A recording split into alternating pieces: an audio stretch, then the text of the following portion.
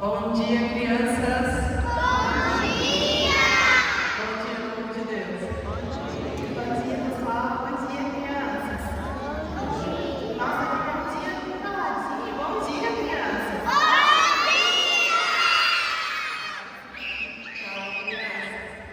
Hoje nós celebramos a solenidade da Epifania do Senhor, uma grande festa. Alguém aqui já ouviu falar em Epifania do Senhor? Sabe como se trata? Cadê vocês na jogo? Mas a Epifania é o mesmo que a gente dizer manifestação. Então, Epifania do Senhor é a manifestação cristã que celebra a manifestação de Jesus Cristo ao mundo.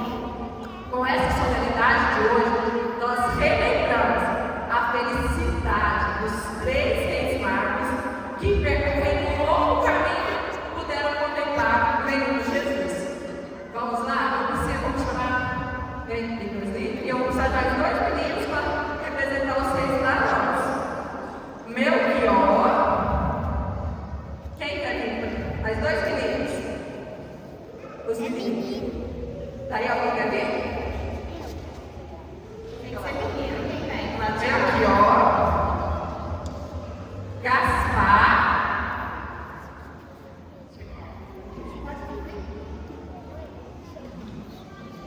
e quem vai ser Baltazar. Vai segurar os 6 representando para nós.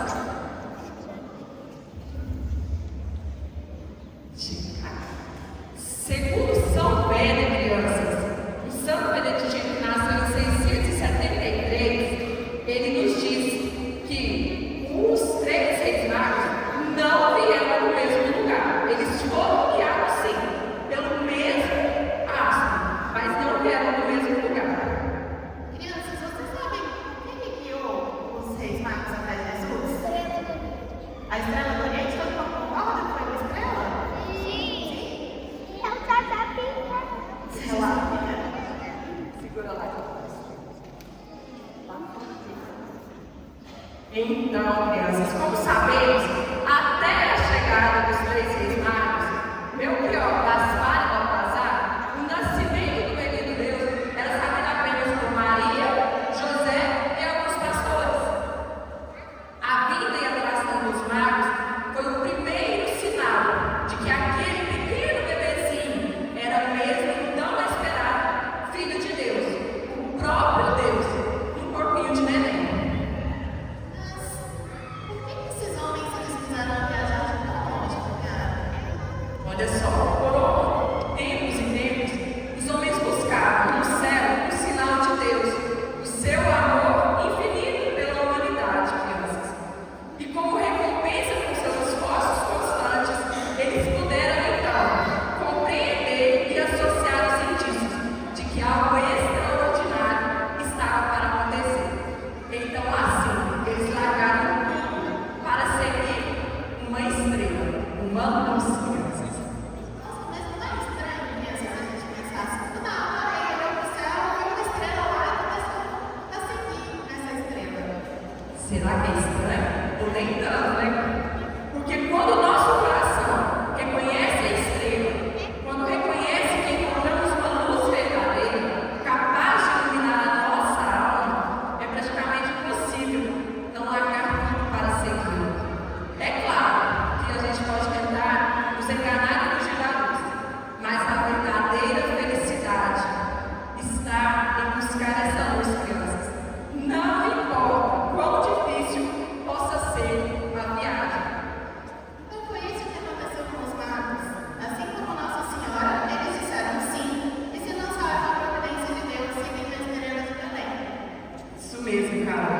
E quando os 3 saíram de suas casas, crianças, será que eles sabiam exatamente para onde estavam indo? Não sabiam. Qual seria o ponto de chegada? Nem quantos dias duraria sua jornada eles não sabiam. Mas eles sabiam apenas que deveriam caminhar na direção apontada pela estrela e confiar na ação de Deus para que chegassem ao destino. Agora,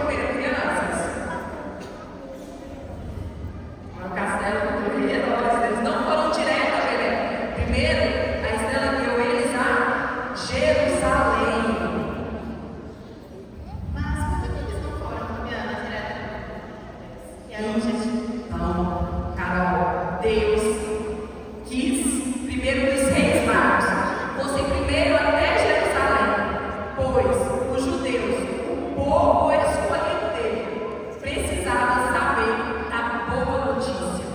O Messias tão esperado havia chegado. No entanto, a novidade não foi recebida com devida alegria, não é mesmo? Crianças, qual foi a reação do rei Herodes ao saber que o rei dos judeus havia nascido? Perturbação. Ele ficou com o quê? Medo de perder o seu trono. Então a gente já sabe que o Herodes não queria salvar a criança. Ele queria Matá-la. Mas apesar de tudo isso, crianças, os reis foram até Jesus e eles não cumpriram o que Herodes queria. Qual? O que eles fizeram assim que eles chegaram diante de Jesus?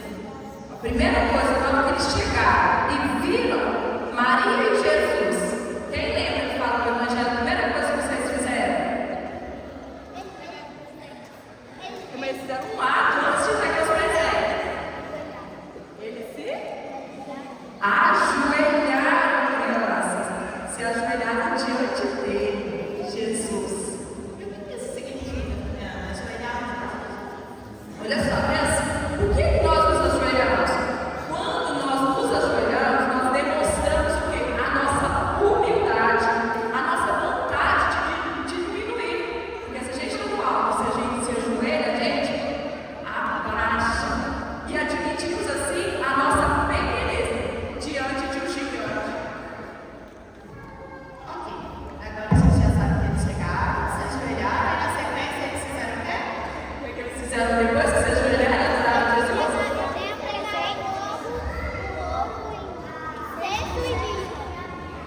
Isso! Mas será que esses presentes foram escolhidos? Ah, eu tenho ouro aqui, eu vou entregar ouro para Jesus. Ah, eu tenho licença, potência. Será que foram simplesmente assim? Ou será que esses presentes tinham algum significado? Vamos descobrir o significado desses presentes? Ó, o primeiro presente oferecido foi por Melquior, que está com o Heitor. O primeiro presente, Melquior, que veio, lembra que cada rei veio de um lugar? O rei Melquior veio de Ur, na Caldeia. O primeiro presente foi o ouro, que poderia ser o significado desse presente, crianças. O ouro era presentes dignos para grandes reis. Na época de Jesus, quem ganhava ouro eram os reis. E ele representa então a majestade de Jesus. E quem nos recorda então o presente de ouro? Que Jesus deve ser o único rei das nossas vidas. O segundo presente, crianças, foi entregue por Gaspar. Foi o incenso. Gaspar veio do mar Cáspio. E vocês já viram como funciona o incenso? Já participaram da missa onde tem os incêndios? Então, na missa, vamos tentar imaginar por que eles deram incenso para Jesus. O incenso, na época, era um presente muito comum dado aos sacerdotes. Na época, e é um lembrete da divindade de Jesus, que não é apenas rei.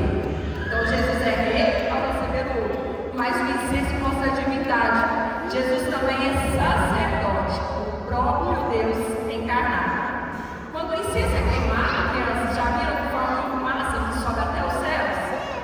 Então, leva assim todas as nossas orações a Deus. Então nós avançamos que Deus, Jesus, não é apenas reconhecido como rei natural, mas também pela realeza divina. O terceiro presente foi oferecido por Baltazar, que foi a mirra, e Baltazar veio de um povo péssimo. Vocês já ouviram falar em mirra, crianças? Sabe o que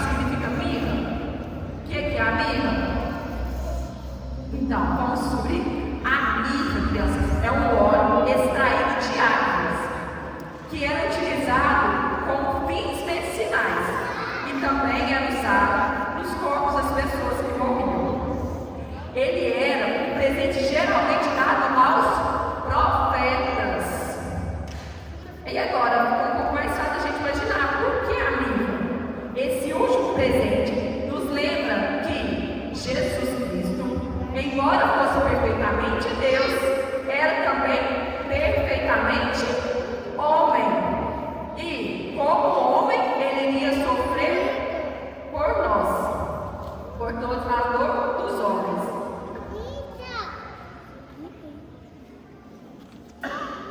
Então, esses foram os três presentes: ouro, incenso e mirra, mostrando a majestade de Rei de Cristo, a divindade de Cristo e a humanidade de Cristo.